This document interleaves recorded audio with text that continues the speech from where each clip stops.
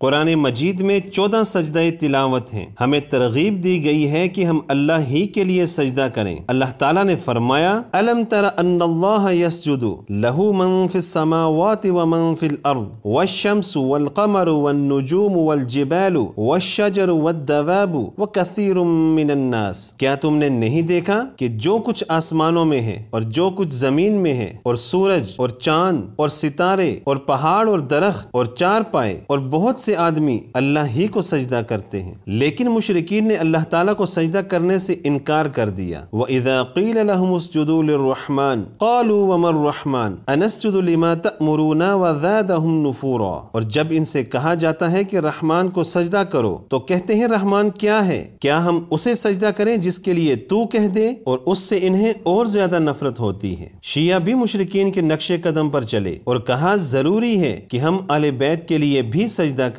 کہا سورج، چاند اور پہاڑ اماموں کے لیے سجدہ کرتے ہیں۔ قرآن کہتا ہے ستارے، سیارے اور تمام مخلوق اللہ کے حضور سجدہ ریز ہوتی ہے۔ یہ لوگ کہتے ہیں نہیں، مخلوق اہل بیت کے لیے سجدہ کرتی ہے۔ کہا یہ سورج اور چاند امام کی جوتی برابر نہیں، سیارے ستارے امام کے لیے سجدہ کرتے ہیں۔ دیکھیے یا سماوات شنو قیمتهن امام الامام؟ اخوتي الكرام، الشمس والقمر شسع على الامام ما تكون، النجوم والكواكب تسجد للامام اخوتي الكرام، هي باقية بوجود الامام۔ اللہ تعالیٰ ہمیں خبر دے رہے ہیں کہ سورج، چاند، ستارے اور پہاڑ مجھے سجدہ کرتے ہیں، اور یہ لوگ کہتے ہیں نہیں بلکہ امام کو سجدہ کرتے ہیں۔ ہم قرآن کی مانیں یا پھر ان شیعہ علماء کی؟ ایک شیعہ عالم کہتا ہے ہم سب امام مہدی کو سجدہ کریں گے۔ پوچھا گیا کیوں؟ کہنے لگا چونکہ فرشتوں نے آدم کو سجدہ کیا تھا، ہم انسان امام کو سجدہ کریں گے۔ اللہ کی پناہ، فرشتوں کا آدم کو سجدہ کرنا اللہ کے حکم سے تھا، اور حکم کے بجا آوری اللہ کی عبادت ہے، اور آدم کے لیے سجدہ تکریمی تھا۔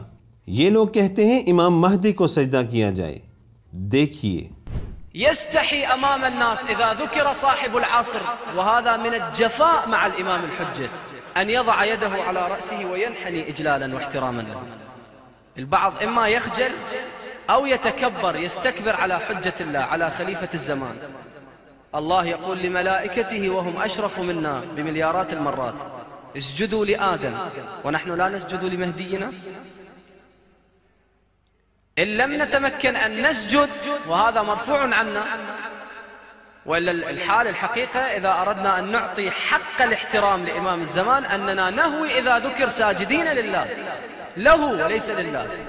ناظرین کرام، دیکھ لیا، پہلے کہتا ہے اللہ کے لیے سجدہ، پھر کہتا ہے نہیں بلکہ امام کے لیے سجدہ۔ اپنی بات کی درستگی کرتا ہے کہ اللہ کے لیے نہیں بلکہ امام کے لیے سجدہ ہوگا۔ ایک اور شیعہ عالم امام باڑے میں کھڑے ہو کر کہتا ہے ہم پر لازم ہے کہ ہم فاطمہ کو سجدہ کریں۔ شیعوں کے ہاں ایک نماز معروف ہے جسے نماز استغاثہ فاطمی کہتے ہیں۔